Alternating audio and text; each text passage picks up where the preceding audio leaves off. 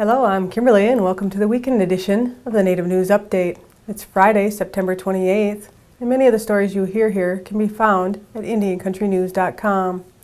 And here's the news from the day for the Associated Press and other Native news sources. Tribes from around the Northwest came together September 27th to call for a full environmental analysis of proposals to export coal from up to 5 ports in Oregon and Washington. The 57 tribes voiced their concerns about the health, safety, and environmental impacts of the exporting coal from Montana and Wyoming through the Northwest at a convention hosted by the Confederated Tribe of the Umatilla. The Northwest tribes have joined environmental groups in calling for a programmatic environmental impact statement of each of the terminals that would take a broader look at the effects of increased rail traffic through tribal lands and communities all along the route of the coal trains, instead of just reviewing each terminal on an individual basis. The Army Corps of Engineers is in charge of the review process for each terminal and has already decided not to do a programmatic EIS on the coal project proposed for the Columbia River, and also the large export terminal which would be built near Bellingham, Washington.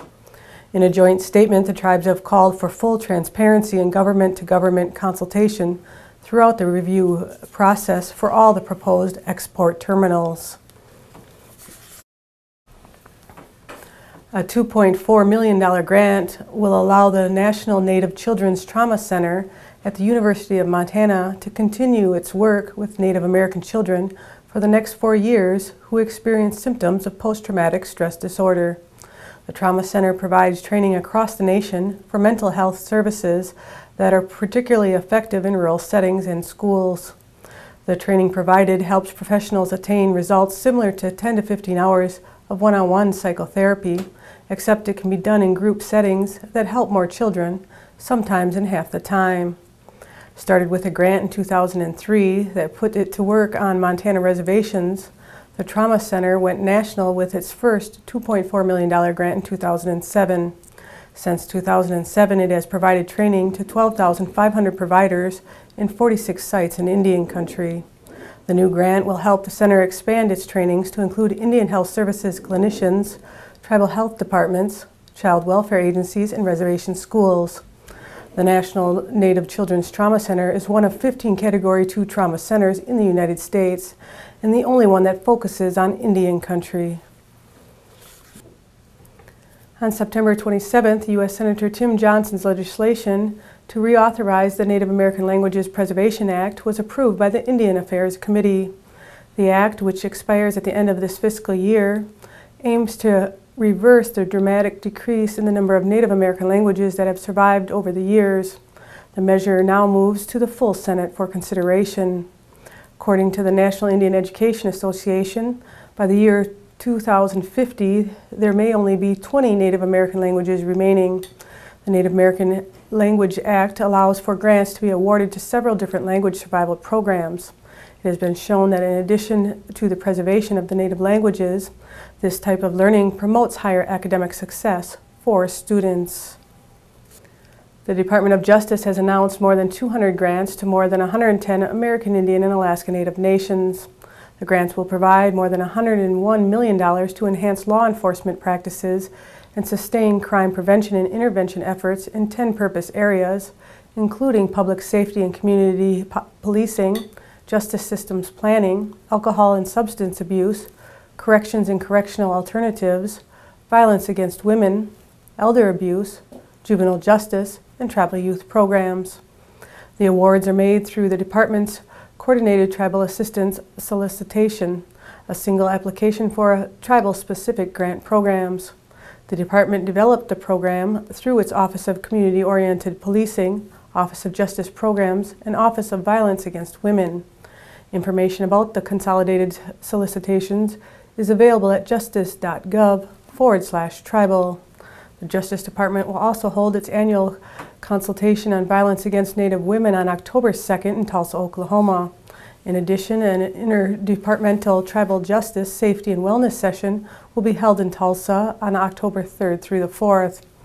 It will provide a listening session on the Tribal Law and Order Act Tribal Justice Planning Implementation Strategy and include valuable training and technical assistance.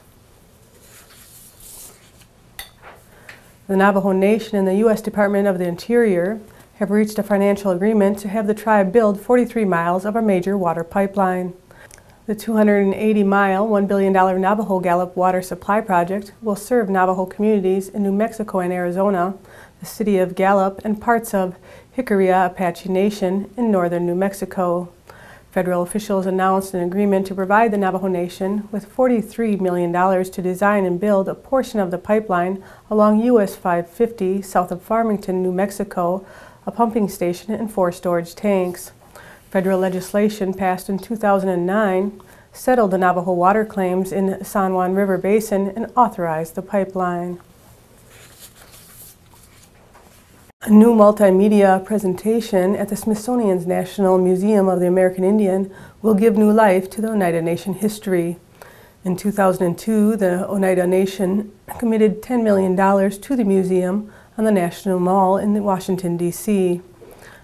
On September 27th, Oneida leader Ray Halbreder delivered the 8th $1 million installment of the donation. The meeting between Halbreder and museum director Kevin Gover included details of the new exhibit on the museum's 4th floor, which was named for the Oneida Nation's donation. The centerpiece will be the existing 19-foot bronze sculpture entitled Allies in War, Partners in Peace, which depicts Oneida chief Shenandoah and an Oneida woman, Polly Cooper, with George Washington. The exhibit will now include an 8-minute multimedia presentation that will fill the entire gallery from floor to ceiling. In July, the Oneida Nation also announced a $10 million donation to help build the Museum of the American Revolution, a 100,000 square foot space that will be built just steps from Philadelphia's Independence Hall. And that's another roundup of news from Indian Country on this edition of the Native News Update. I'd like to thank you for joining me and have a grand day.